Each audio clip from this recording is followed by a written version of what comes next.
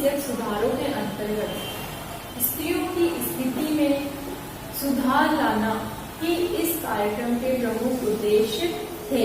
अब हम देख सकते हैं कि स्वतंत्रता के पहले और उसके पश्चात जो कुछ समय रहा उसमें क्या था कि हमारे भारत देश में स्त्रियों की स्थिति उतनी अच्छी नहीं थी। उन्हें शिक्षा ग्रहण करने का अधिकार नहीं था, घर से बाहर जाने का अधिकार नहीं था, समाज में आगे बढ़ने का अधिकार नहीं था। उनका जो क्षेत्र था वह बहुत ही सीमित था। उनको जो है सिर्फ घर के अंदर ही रहने दिया जाता था। उनका काम सिर्फ खाना बनाना, घर के लोगों की सेवा करना और अपने बच्चों की देखभाल करना ही था। लेकिन हमारे समाज में कई समाज सुधारकों के द्वारा स्त्रियों की स्थिति को ऊंचा उठाने का प्रयास किया गया। इसके लिए उन्होंने कई कार्यक्रम भी चलाए।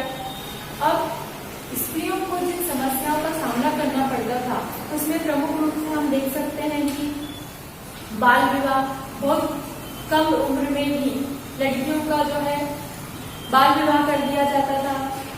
इसके पश्चात हम देखते हैं कि वृद्ध कुमारी विवाह, दहेज पद्धति, सती प्रथा, केशवपंथ, विधवा विवाह को विरोध आदि जो है कई कुप्रथाएं हमारे समाज में फैली हुई थी। अब इन सब से दूर हटकर स्त्रियों की शिक्षा और उनकी स्थिति में सुधार लाना आदि जो है कई प्रयास किए गए थे। इसमें उस समय जो है तत्कालीन गवर्नर लॉर्ड बेंटिक को सती प्रथा पर रोक लगाने वाले कानून को बनाने के लिए राजा राम मोहन राय जैसे समाज सुधारक ने सहायता प्रदान की थी। इसके बाद जो है गोपाल हरि उर्फ लोकहितवादी ने सतपत्रों के द्वारा स्त्री पुरुष समानता का समर्थन प्राप्त किया था। यानी कि इस संस्था स्थापकों और इस समाज सुधारकों के द्वारा स्त्रियों की स्थिति में सुधार लाना, उन्हें शिक्षा दिलाना, इस प्रकार के कानून पर रोक लगाना जिससे कि स्त्रियों के मन को जो है दुख पहुंचे, बाल विवाह को रोकना, दहेज प्रथा बंद करवाना, सती प्रथा पर रोक लगाना आदि जो है कई प्रकार के कानून बनाए गए थे और स्त्रियों की अच्छी उन्नति और प्रगति के लिए समाज में कई लोग सामने आए थे।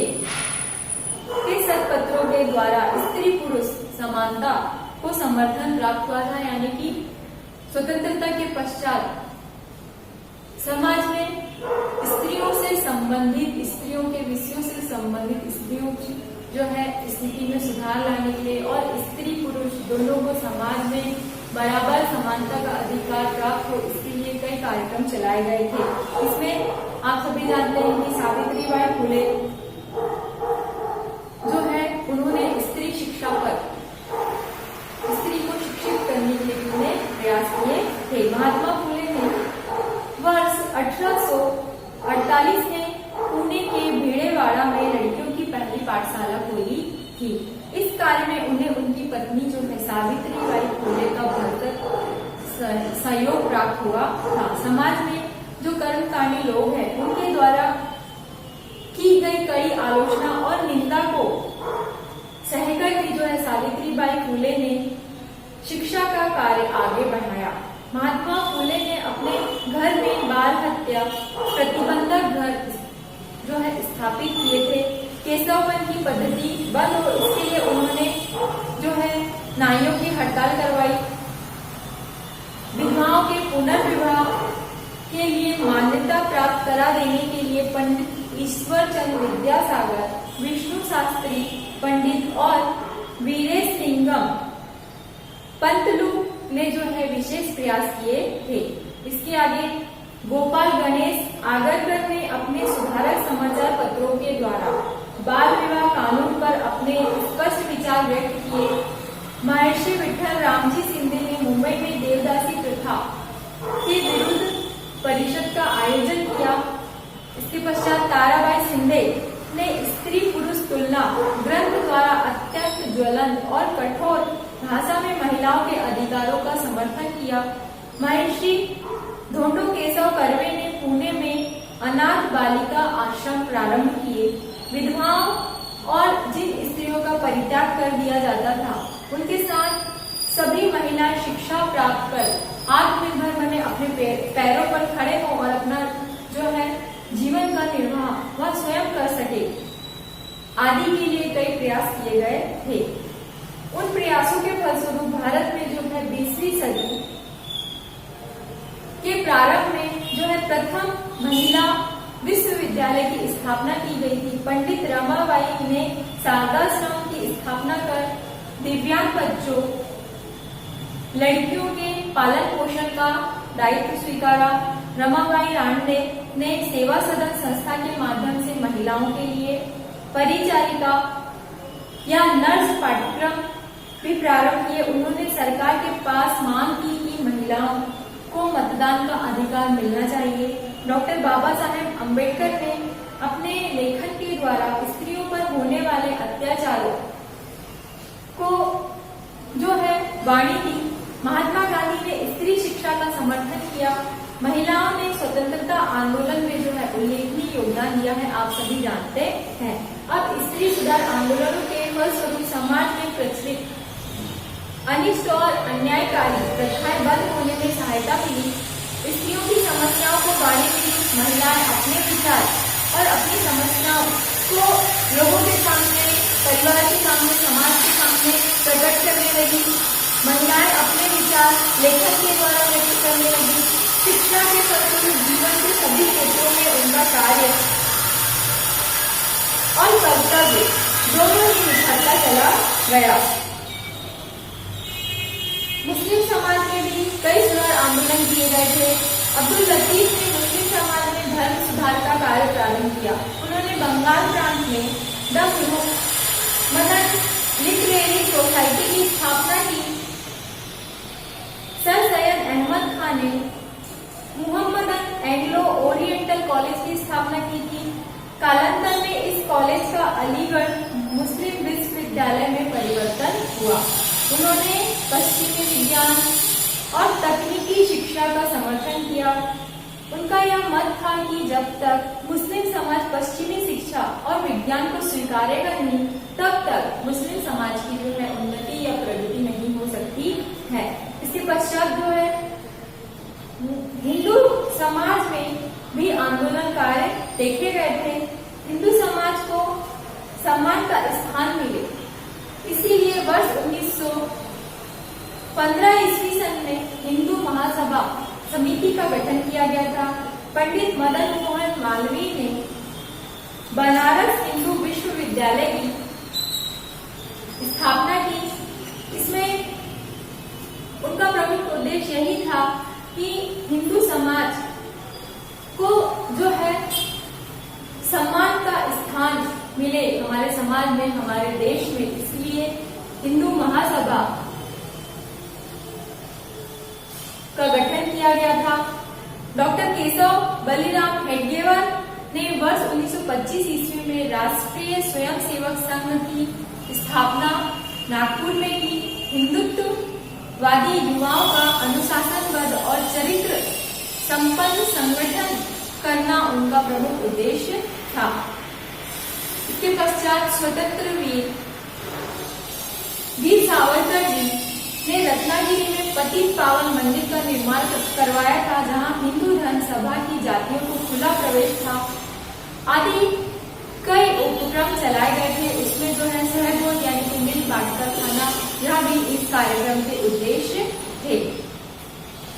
अब प्रस्तुत पाठ के अंतर्गत हमने पढ़े थे कि जो धार्मिक और सामाजिक पुनर्जागरण के अंतर्गत हमारे भारत देश में लोगों के जीवन स्तर को ऊंचा उठाने और खास तौर पर स्त्रियों को समाज में एक पुरुषों के समान यानी समानता का अधिकार दिलाने के लिए कई समाज सुधारकों के द्वारा और कई संस्थाओं के द्वारा कई समाज सुधार कार्यक्रम चलाए गए थे। इसमें राजा राम मोहन राय ने जो है ब्रह्म समाज की स्थापना की थी। उनके द्वारा चलाए गए कार्यक्रमों में सती प्रथा पर रोक लगाई गई, स्त्रियों के लिए कानून बनाए गए, उनकी शिक्षा पर जोर दिया गया। इसके बाद जो है गोपाल हरि देशमुख ने लोकहितवादी प्रभाकर समाचार पत्र के माध्यम से विभिन्न समस्याओं पर 104 पत्र लिखे थे। उन्हें भी हम जो है सत्य पत्र के नाम से जानते हैं। इन सब पत्रों के द्वारा उन्होंने स्त्री पुरुष दोनों में समानता का जो है उन्हें अधिकार प्राप्त हो इसका समर्थन किया। स्त्री संबंधी जो है हमारे समाज में फैली हुई कुरीतियों की उन्होंने कड़ी आलोचना की थी। महात्मा फुले ने 1848 ईस्वी सन में पुणे के भेड़ेवाड़ा में लड़कियों की पहली पाठशाला स्थापित की थी।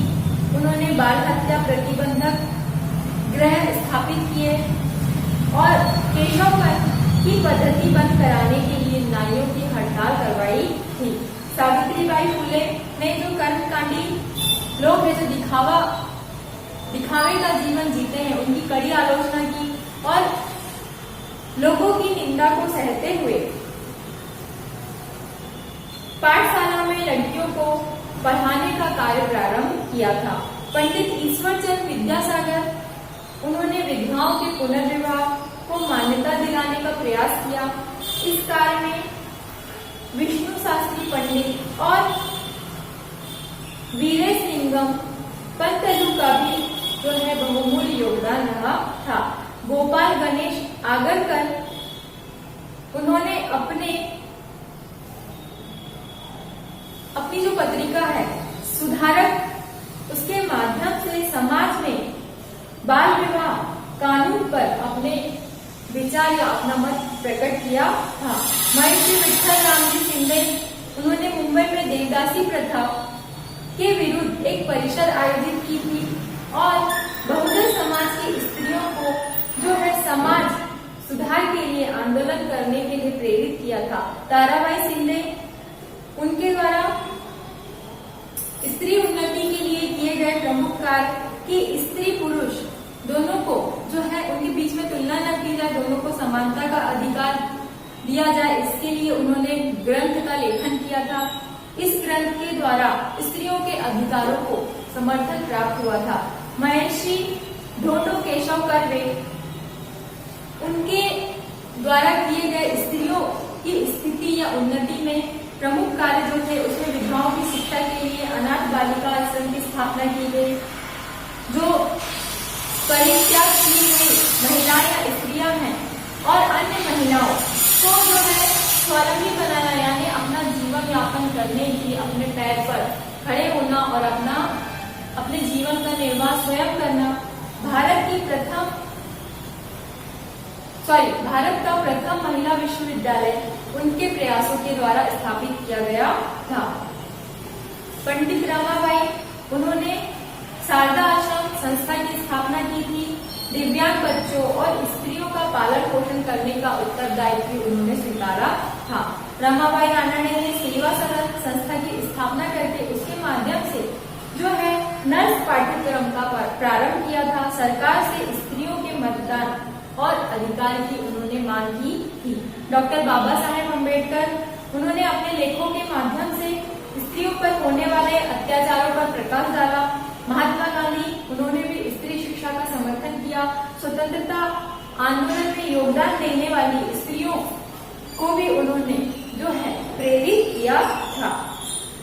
अब पुनर्जागरण का जो क्षेत्र था उसमें साहित्य, कला और विज्ञान, उसके इन क्षेत्रों के माध्यम से जो प्रगति देखी गई थी उसके प्रमुख साधनों में जैसे कहानियों, उपन्यास आदि के द्वारा स्वतंत्रता की प्रेरणा लोगों को प्राप्त होने लगी।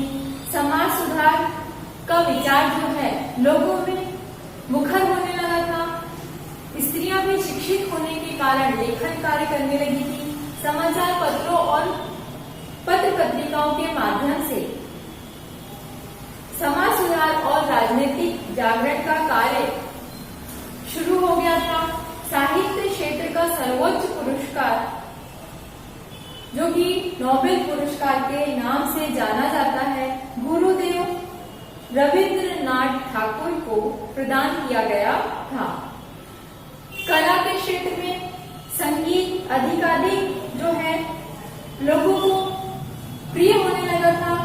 भारतीय शैली और पश्चिमी तकनीकी के मेल से नई चित्रकला अस्तित्व में आई थी। विज्ञान के क्षेत्र में पुनर्जागरण के काल में विज्ञान पर अनेक लेख लिखे जाने लगे थे। लोगों को इस बात का बोध होने लगा था कि भारत की प्रगति के लिए भारत में प्रयोगशाला तथा उसके साथ साथ प्रयोगशीलता और वैज्ञानिक दृष्टिकोण की आवश्यकता बहुत ही जरूरी है। विज्ञान के जो क्षेत्र है उसमें सर्वोच्च पुरस्कार नोबेल पुरस्कार CV रामन को प्रदान किया गया था। तो पुनर्जागरण युग में हमने यह देखे कि विभिन्न समाज सुधार और विभिन्न संस्था के द्वारा जो उनके समाज सुधारक व्यक्ति थे उन्होंने कई सराहनीय कार्य किए थे। इससे हमारे देश में कई प्रकार के परिवर्तन देखे गए थे।